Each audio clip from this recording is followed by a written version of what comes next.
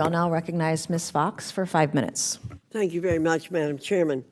And thanks to our witnesses for being here. Mr. Thier, the Trump administration has expressed a goal for the United States to maintain its dominance in AI. Why is it important for the United States to maintain its dominant position in AI? Thank you for the question, Congresswoman. As you've heard here today from several witnesses, we're in a serious race with China and the Chinese Communist Party for AI supremacy globally. And the broad-based ramifications of who wins that race are significant for our, not just our geopolitical security, but also our values broadly as a nation and for the world. And so there's a real danger that if we don't get AI policy right as a nation, that China will take the lead. Its products will diffuse throughout the world faster, and we're already seeing this. I was testifying earlier this year at a hearing on the so-called DeepSeek moment, and we saw, surprised a lot of us, including me, how advanced these Chinese systems are today and how effective they've been at filling gaps globally that America's not there to fill at the moment. Thanks. I do think the answer is pretty obvious, but it was important to get something on the record. Sure. How has the Trump administration approach to AI differed from the previous Biden administrations, and why is the departure from the Biden administration's AI policy necessary? Mr. Thier. Well, the Biden administration approach was very voluminous in terms of rulemaking. You know, obviously the executive order longest in American history on AI, over 110 pages. And a lot of it was very fear-based, unfortunately, and didn't embrace the technology as much as the new Trump administration executive order and subsequent orders have done.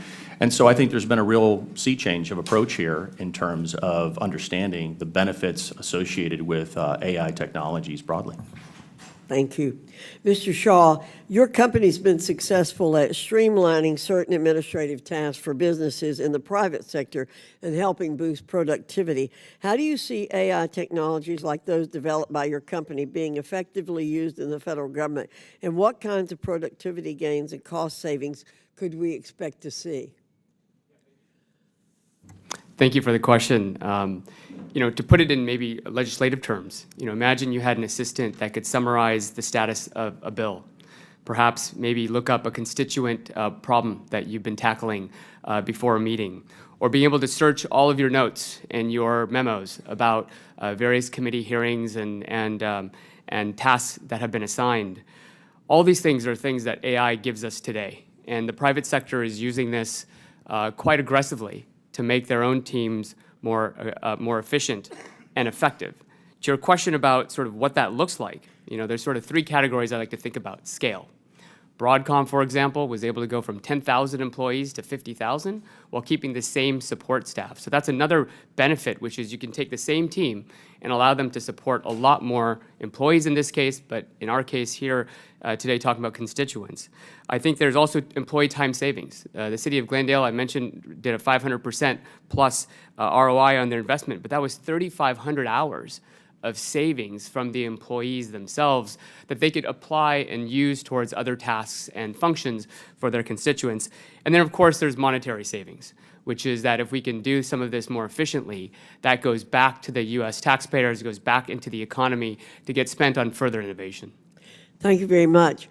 Ms. Miller, according to the Office of Management and Budget, each year taxpayers provide more than $1.2 trillion, or nearly 5% of GDP in funding for thousands of programs across the entire government through grants and other financial assistance.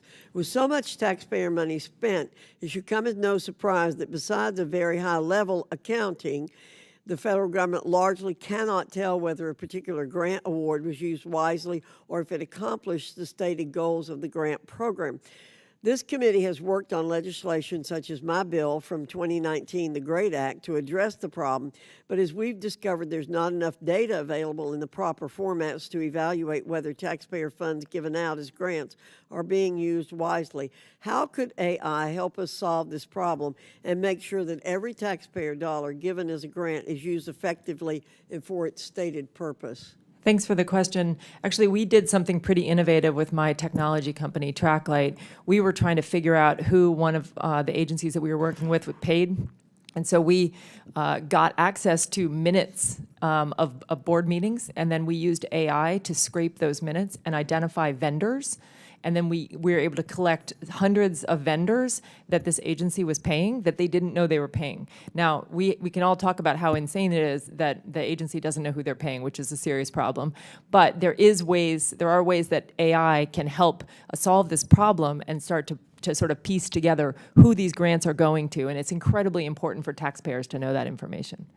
It would be nice if we could just search things on Fireside. Thank you. Yeah.